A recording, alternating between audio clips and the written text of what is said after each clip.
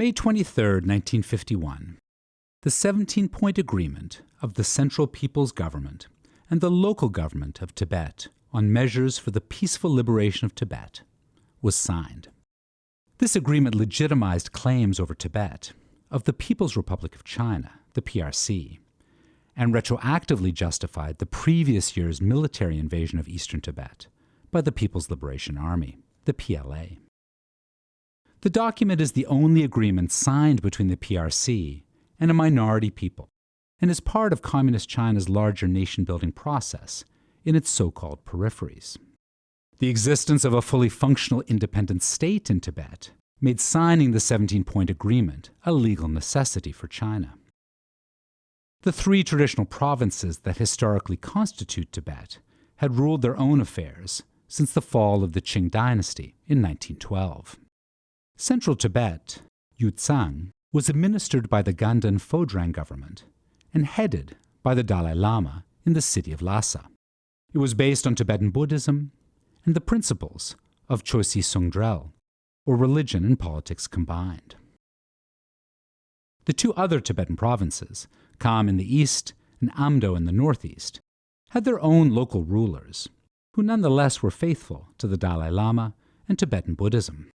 Several Dalai Lamas and Panchen Lamas, the second highest Buddhist hierarch, including the current 14th Dalai Lama and 10th Panchen Lama, hailed from Amdo.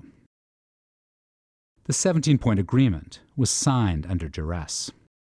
Beforehand, the PLA had occupied Amdo and Kham, and the Dalai Lama and his supporters had sought refuge in Dromo, South Tibet.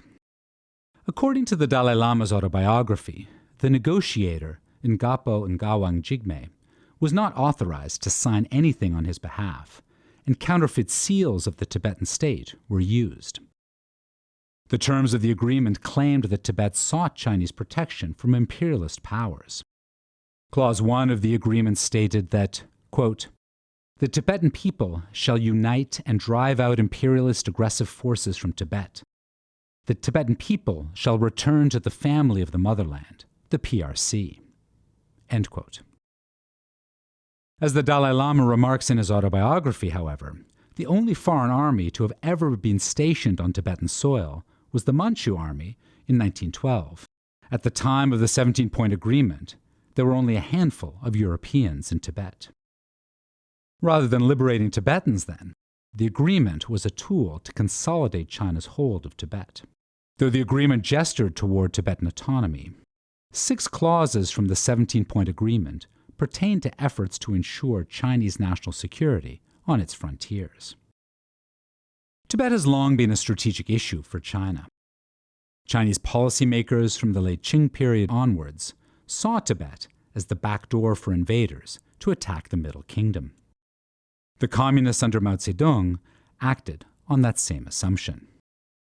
Yet the Chinese absorption of Tibet created the conditions for border disputes between China and India. Both countries have engaged in armed conflict over the borders, recently in May 2020, when the PLA and the Indian Army clashed in the Galwan Valley.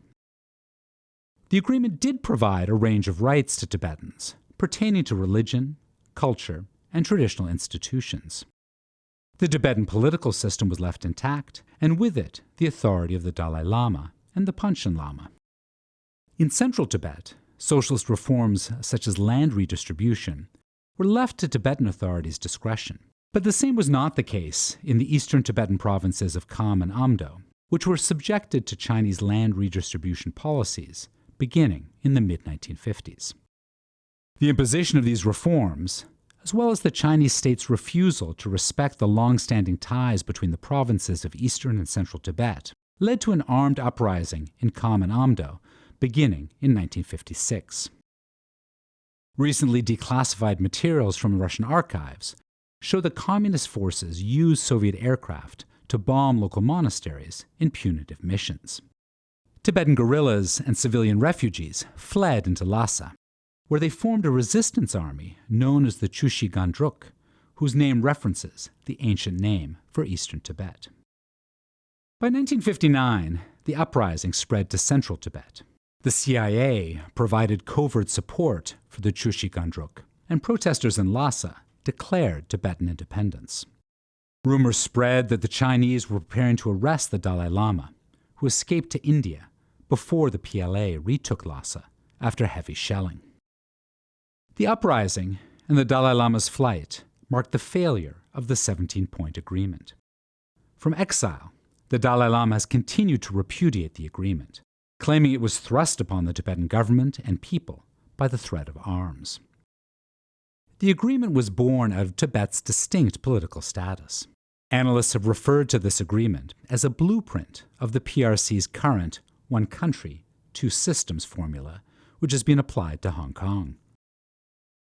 However, for the Chinese state, the desire to assimilate Tibet into the Chinese nation and thus strengthen its security took precedence over the actual implementation of the 17-point agreement.